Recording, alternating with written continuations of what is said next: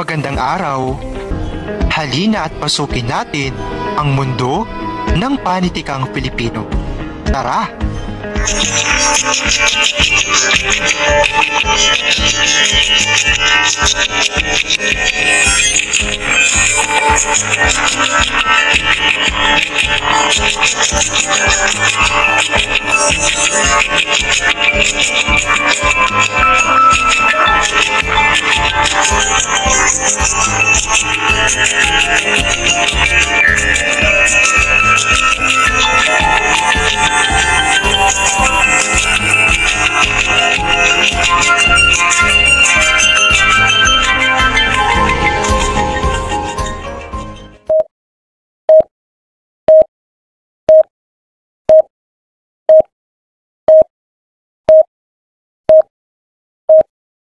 Ngayon naman ay pag-uusapan natin ang kaligirang pangkasaysayan ng Florante at Laura. Tara! Ang kaligirang pangkasaysayan ng Florante at Laura. Ang Florante at Laura ay isinulat ni Francisco Balagtas noong 1838 noong panahon ng pananakop ng mga Espanyol sa bansa. Sa panahong ito, mahigpit ang pinapatupad na sensura kaya't ipinagbabawal ang mga babasahin at palabas na tumutuligsa sa pagmamalabis at kalupitan ng mga Espanyol.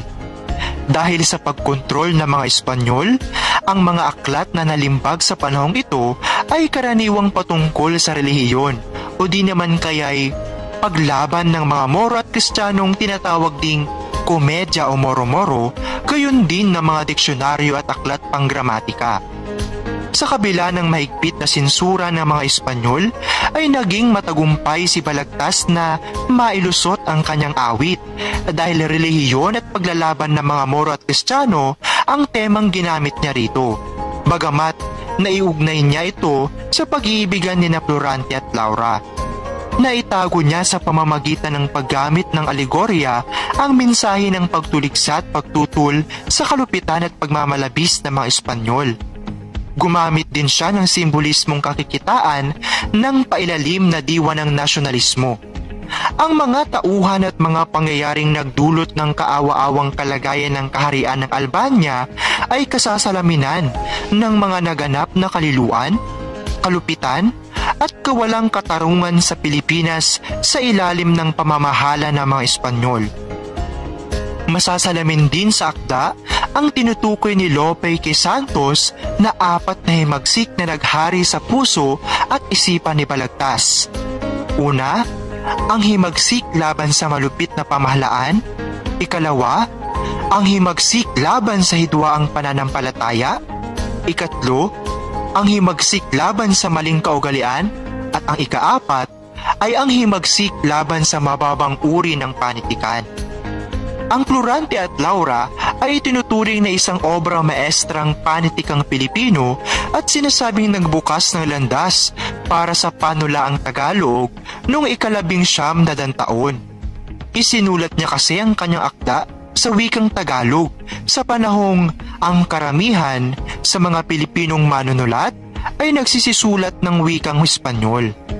Ang awit ay inialay ni Balagtas kay Maria Asuncion Rivera o mas kilala sa bansag na Celia, ang babaeng minahal niya ng labis at pinagmulan ng kanyang pinakamalaking kabiguan sa buhay. Sinasabing isinulat niya ito sa loob ng selda kung saan siya nakulong dahil sa maling paratang napakana ng mayamang karabal na si Nanong Kapuli. Ang malabis na sakit, kabiguan, kaapihan, himagsik, at kawalang katarungang naranasan ni Kiko sa lipunang kanyang ginagalawan ay siyang nagtulak sa kanya upang likhain ang walang kamatayang Florante at Laura.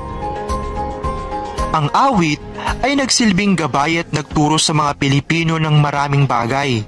Ito ay naglalaman ng mahalagang aral sa buhay tulad ng wastong pagpapalaki sa anak, pagiging mabuting magulang, pagmamahal at pagmamalasakit sa bayan, pag-iingat laban sa mga taong mapagpanggap o mapagkunwari at makasarili, gayon din ang pagpapaalaala sa madla na maging maingat sa pagpili ng pinuno sapagkat napakalaki ng panganib na dulot sa bayan ng pinunong sakim at mapaghangad sa yaman.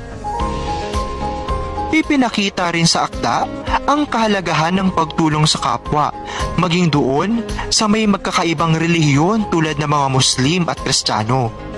Sa panahong ang kababaihan ay mailalarawang mainhin, hindi makabasag pinggan at mahina, binigyang diin sa akda ang taglay na lakas ng kababaihan sa katauhan ni Flerida, isang babaeng Muslim.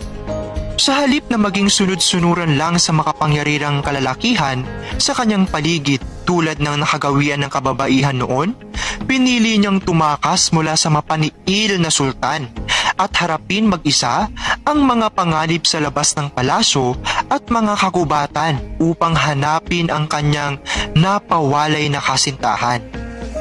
Siya rin ang pumutol sa kasamaan ng buhong na si Adolfo sa pamamagitan ng kanyang palaso. Ito'y mga katangiang taliwas sa mga katangiang madalas gamitin sa paglalarawan ng mga kababaihan lalo na noong unang panahon. Sa halip na siya ang hinanap at iniligtas, siya ang naghanap at nakapagligtas sa buhay ng kanyang kapwang babae. Ang akda ay gumabay hindi lamang sa mga pangkaraniwang tao, kundi gayon din sa mga bayaning nagmulat sa diwang makabayan ng mga Pilipino. Sinasabing si Dr. Jose Rizal ay nagdala ng kopya ng Florante at Laura habang siya ay naglalakbay sa Europa at naging inspirasyon niya sa pagsulat ng Noli Me Tangere. Sinasabi ring maging si Apolinario Mabini ay sumipi sa pamamagitan ng sarili niyang sulat kamay ng kopya ng awit habang siya ay nasa Guam noong 1901.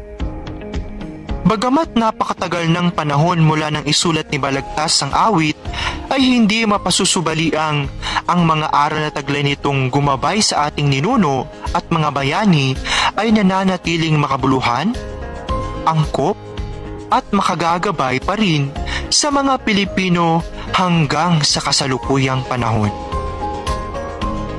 Pinaniniwalaan na ang orihinal na pamagat ng Florante at Laura ay pinagdaan ng buhay ni Florante at Laura sa kahariang Albania, kinuha sa madlang kuwadro historiko o pinturang nagsasabi sa mga nangyari ng unang panahon sa imperyo ng Grisya at tinula ng isang matuwain sa bersong Tagalog.